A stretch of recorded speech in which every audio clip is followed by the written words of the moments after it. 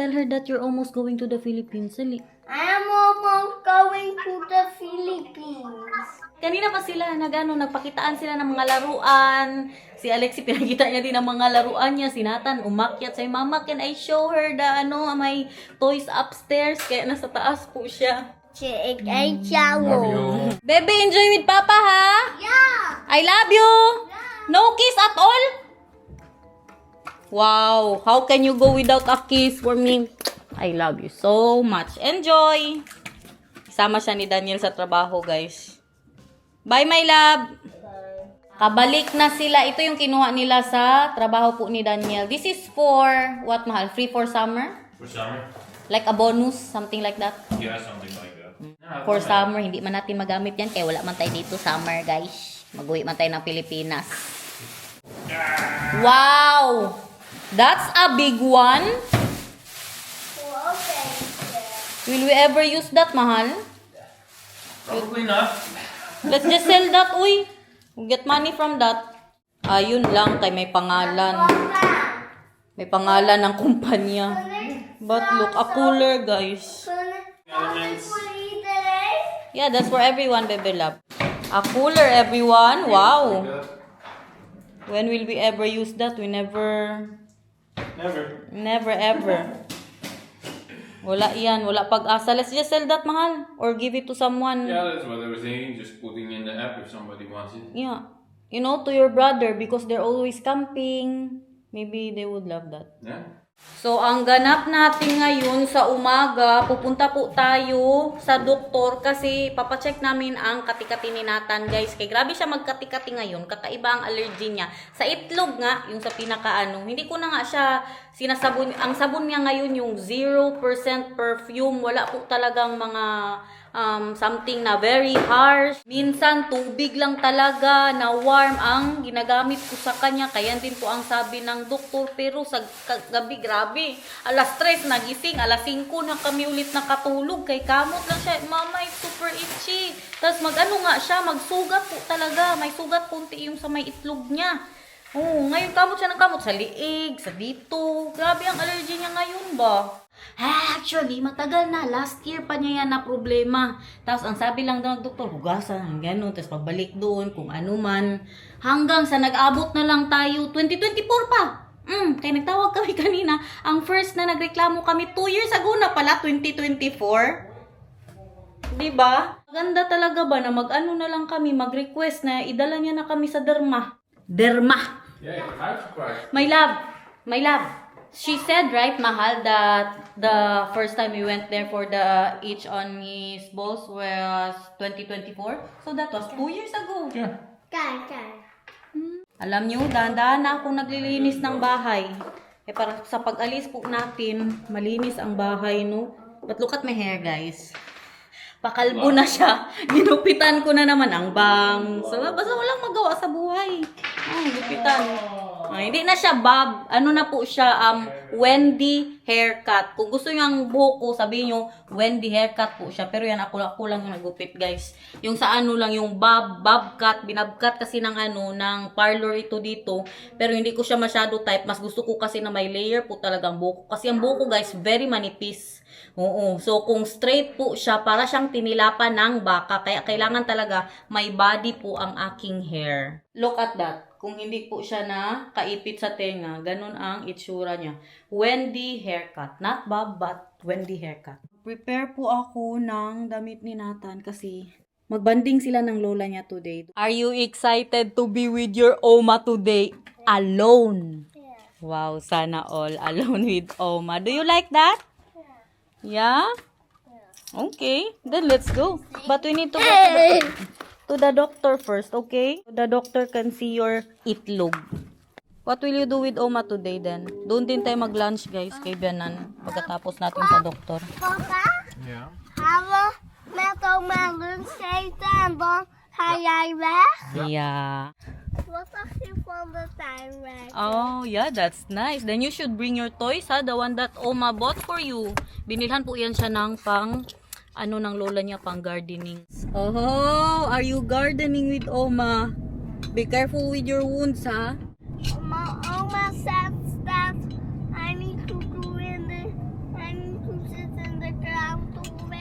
Zitten mag wel, maar niet met je knieën op de grond. Yeah. Then maybe you should not do that, bebe love. Kayong sugat niya nga sa sa kanyang tuhod. Oh, oh, oh. Oh. Do you like that song, bebe? That's different song. Dito na tayo, guys, sa aming house doctor. The doctor will look at your itlog, ha? If how is it? If it's still red, if it has wound. But last night you could not sleep because it was very itchy. Gabi alas 5 na, wala kaming mga tulog. Parehas kami dalawa. Ako.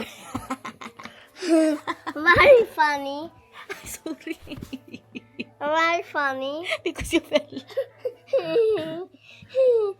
Sorry. Look at the waiting area, guys. Bago na ito. Binago po nila. Meron silang laruan ng mga bata dyan. Super empty. Yeah, super empty. And also, it will be so busy because they did not want to see me. Because also, Daniel called today. Kay para siyang merong ringworm, guys. I think it's a ringworm on his chest. I don't think so. No? Because then you would have it, Ma. And Nathan too. Pareha sila ba? They're both You having have problems touched with my itchy. chest. So you would have the ringworm. The internet says it's super contagious. Ringworm. Huh? Yeah, pula-pula. Nagtawag siya and then the doctor said just take a picture and then send it to them. Yeah, but you know it's hard to see because I'm very hairy.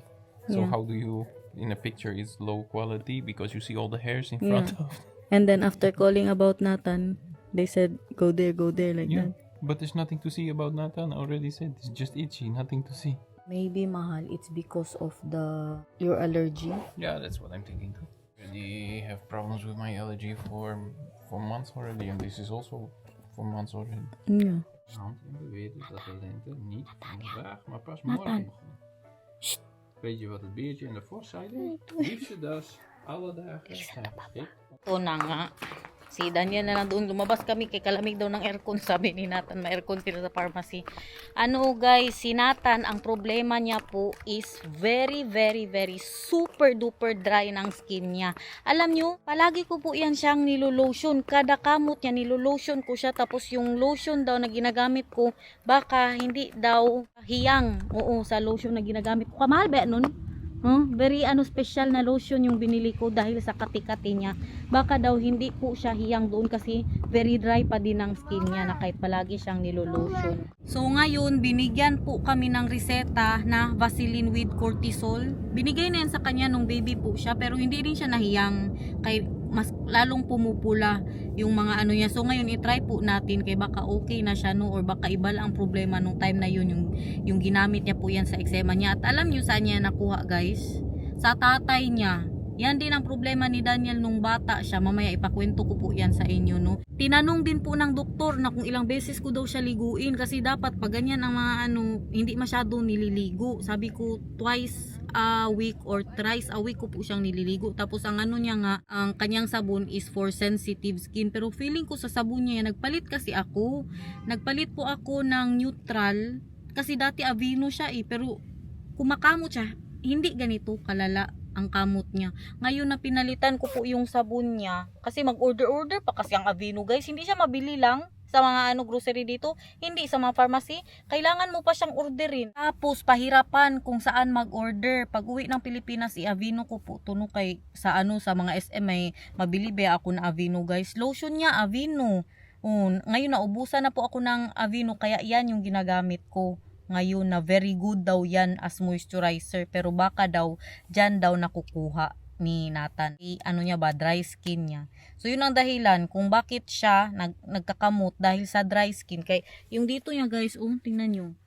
Very dry din. Dahil yan sa kamot niya, yung mga gas dyan. Sabi din ng doktor, wag din po daw siyang paliguan ng matagal, saglit lang. Tapos wag yung mainit na tubig, yung tama lang talaga ang temperature. Kaya makasira din po, makadry din po siya. Kaya excited na ako mag-uwi ng Pilipinas para makaligo na ito ng dagat. Pag sa Pilipinas kami guys, ang mga skin nila, pati ang tatay niya, pati ang mga allergy nila sa grass pollen, wala. very very calm. Kaya si Daniel excited umuwi ng Pilipinas kaya ngayon pa lang grabe na naman ang mga luha-luha niya.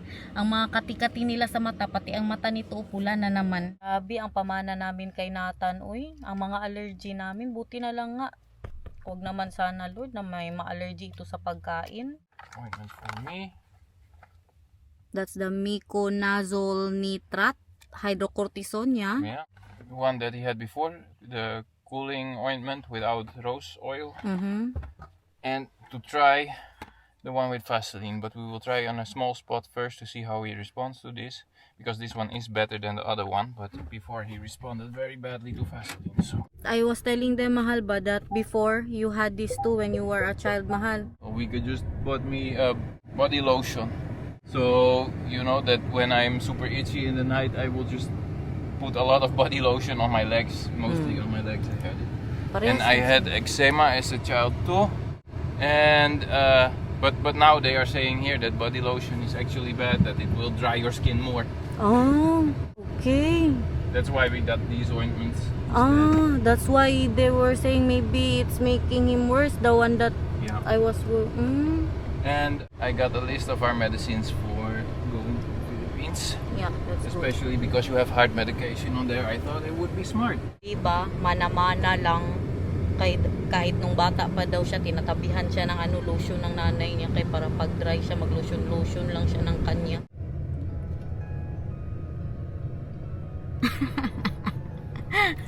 Garden. Ay, sus. Excited to be with Oma today. Let's put you the ointment, yeah? Tingnan niyo ang mga bulaklak ni Bianan, guys. Oh. Ganda na. Pero look at the rose. Hindi talaga naglaki. Ganyan na talaga siguro yung rose niya. Hindi na maglaki, no? Ito parehas to sa akin, oh. Nakita niyo ba yung akin? Kaganda. Dala-dala niya na ang mga pang-garden niya, oh. Andiyan na si Bianan. Nag-ready na siya ng pang-lunch. Late na kami mag-alauna na.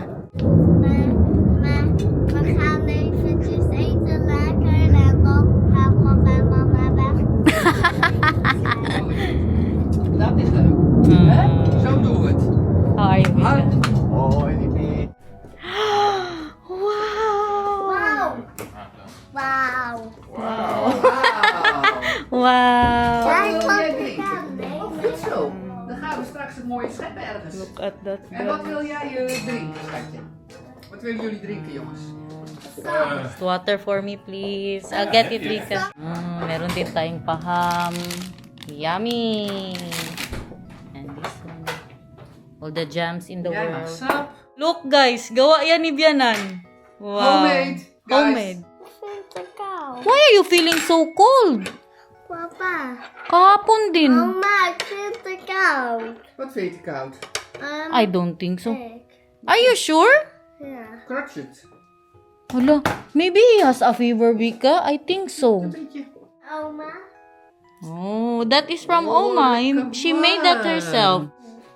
So, is it a yummy cheese? Ito yan, guys. Do you like the cheese? What do you want? This bread, the normal bread, or croissant? Or both? Uncle Sam. On croissant. But Vika, was Daniel like that before too? He was saying that... Ja, want hij had hier ook wel eczeem. Yeah? Ja, Daniel had ook een droge huid. Yeah. Ja. He was saying that you bought him a big jar. So when he is itchy, he will just Yeah. do it himself. Ja. Yeah, he got that from his dad. Ja. Oh. Hydrocortisone. Yeah. Oké. Dus een You want more cheese? anti-schimmel en anti... I think this is yummy. Crispy. Wow, crispy Okay. bread. Want ik Try wil it. ook wel eens With een- butter? You want butter? Mahal, I think he has a little bit of fever, Mahal. Pinapakita niya ang Ja. kanya, ano, sa Oh kanya ja, nanay, en guys. hoger ook. What do you Ja, think? een beetje, beetje warm. Ook rode Ja. oortjes, ja. Yeah. And a ham. I want a ham. Pesto din si Heb je nog Daniel. een plaatje nodig of heb je het niet? Nee, dat is niet. Dat is Yes. cat food. Cat food. Smell it. Smells like cat food. Calorie deficit. Do you count your calories, Vika? Jij? I do. Sometimes. En hoeveel mag je eten per dag? 1,200. Det var heel weinig. Ja. Omdat ik ben klein. I'm small. Dus kindje bij. Nakalimutan ng itlog. Nagluto pala si Bena ng itlog, guys. Nagtanong siya kung gusto ba daw nila. Kaya nagluto siya. Do you want egg? Volgens mij eet hij eigenlijk nooit een gekookte. Tomaatje? Ja, waarom niet? The cheese. Ja. With tomato. Wow. Heb je Very ook delicious. rucola? Rucola? Nagluto na ang dat doe lola ik niya. ook. Wow, you want? Nag-request sa oma niya, egg. Egg without the yellow. That's what you asked for. Zat te zoeken, maar dat is ook... Tapos niluto din ni Bianan ang ang yellow kay kainin niya. Tingnan niyo ang yellow niluto ni Bianan. Enjoy everybody. Maglinis na ako. Doon sila sa taas, hinahanap ni Bianan yung thermometer. Feeling ko talaga may sinat po sinatan. Kasi kanina palang umaga, hinawakan ko madaling araw yung kamot siya ng kamot. Because this morning also, Mahal, when we were awake, he was already warm. No, I was really thinking that he has a fever, but now Last night he was super sweaty. yeah. And now look at him. He is, what is that? Red. His eyes are red and his ears, his cheeks. Baka may ano na siya ba? What is that infection, Mahal? You think? Kasi, di ba, binigyan po siya ng ointment na antibiotic para sa sugat niya sa paa. Yung nadapa siya, tapos parang nagputi-puti. Baka na ano, infection na? You bring his extra coats here? Yeah. No, it's still in the In the car, car. then we'll bring that. Enjoy with Oma, bebe! See you later! Oh, die kant wel. Thank you so much! Uwi na po tayo. Kailangan kong magsampay. Naglaba ako bago kami umalis. Tapos na siya. May message niya na si Daniel. Grabe yung washing machine namin, guys. Mag-message siya. Tapos na ang paglalaba. Grabe. Kakaiba siya. Tapos nasa work si Daniel. Tapos maglaba ako sa bahay. Mag-message yan siya. Tapos na ang labada. Kaya hindi ko siya marinig sa baba. So si Daniel ang magpaalala sa akin na nag-message na sa kanya ang washing. Bebe, enjoy! Doei! Yan ang gusto niya mag-isa sa oma niya, guys. Bye! Let's go, Mahan. I mean, let's go. Quickie. Ah, okay, just bend over. Joke-joke lang ba? Parang katawa lang kayo eh. Kayo talaga. Napatawa ko lang kayo. Mag-ano na muna ako, guys, ha? Magsampay. Kunin ko muna yung aking mga ipit. Kay mahangin sa labas. Bumili pala ako ng bagong bag. Hindi nyo pa nakita ito. Hindi ko pa napakita sa inyo. Nabili ko po siya sa Zalando. Nasa sale po siya. 60 euros na lang po siya. Pero dati siyang 120 or 110. Nagustuhan siya ng mga kaibigan ko. Si Dayan, napansin niya din po. Sabi, maganda ang bag mo, Day. I love it. Ito mga uso-uso ngayon, guys. Yung mahaba dito, tapos maliit po yung dito. Si ano din, Maricel at saka si Precious. Na-appreciate din po nila. Maganda daw ang bag natin. Look at that. Pang Pinas. Ready. Why are you shaking your ass at me? Mag-ano na muna ako, guys. Bago kami mag-quickie ng Mr. ko. Joke. Joke. Walang lagnat sinatan, guys. Ano po siya, 37 point something. Mag 38 na, parang meron siyang sinat. Pero kasi yung ano, duda ako sa pang thermometer po ni Bianan. Kasi ano na yun, matagal na ba? Tapos wala na nga yung nilalagay na parang plastic. Nilagay lang agad sa tenga niya.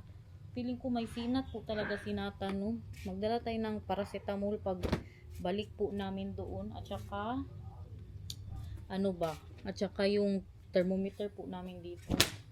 Ay para ma-check po talaga natin siya. Kaya nakakatakot. Baka magka-infection nga siya. Dapat, kasi kung may infection siya, guys, dapat mabigyan na agad siya ng antibiotic. Ang binigay kasi sa amin na antibiotic, yung ano na muna, yung ointment lang. Kaya alam nyo naman dito, paracetamol na muna bago hindi yan sila basta-basta mamigay ng mga antibiotic, guys. Kailangan malala ka muna yung may mga symptoms na talaga. Sa Pilipinas, may makita ka lang na ganyan, resetahan ka na. Diba? Antibiotic ka agad. Pero dito hindi. Paracetamol na muna. Si pangit din man ang sobrang gamot, guys, sa totoo lang sa katawan. Lalo na antibiotic na masanay po. May narinig ako niyan. Sa Pilipinas ata yun. na sanay sa antibiotic ang bata. Nung na-admit po siya, hindi na gumagana sa kanya ang antibiotic. Na ano na-immune na siya. Ang lula ko din dati, mag-ubo lang kunti, antibiotic agad. Si Mamang Inday ba? Pero si Nathan sa Pilipinas, araw-araw ko yan siyang nililigo guys. Tapos nililigo ko din po siya sa dagat. Pero okay ang mga ano nga nila doon, ang mga skin po nila. Sa ano din yan, ewan, sa climate, sa weather po, iba. Very calm po yung mga skin nila doon. Kaya kahit yung mga ano nila sa mata, walang mga kati-kati. Pero dito po, ano talaga, limit ako sa pagpaligo kay Nathan. Kay yan talagang sinasabi ng doktor dito, kahit nung mga baby sila, lalo na sa winter, ay, kung pwede once a week lang paliguan, basta linisan lang po talaga ang mga ano nila, no? Kasi pag winter guys, mas malala ang ka-dryness, yung kay Daniel, yung mga dito niya, magsugat po talaga. So guys, nag-enjoy naman kayo sa ating vlog for today. Saan na yung aking lipstick guys? Kaya mag-lipstick po ako. Second vlog po ako kay para meron po tayong mga ano na naman, makapaglinis po ako ng bahay ko bago ako mag-uwi ng Pilipinas, no? Kay para ba yan ang biyanan ko, magbantay ba yan ng bahay guys, kay ng mga plants namin, magpasok siya dito tapos makita niyo yung doktor ang ano natin, hindi pwede. Ako pa naman ang ang panlaban ng Pilipinas dito. Kaya hindi pwede na hindi po ako maglinis. So guys, nag-enjoy naman kayo sa ating vlog for today. Inday Garnet, ano yung lipstick mo at blush? Ito, Maybelline. Yan ang gamit ko. Gustong gusto ko po siya. Yung kanilang Cloudtopia. Thank you so much for watching guys. I hope you enjoyed. We love you. See you again tomorrow. Hindi absent.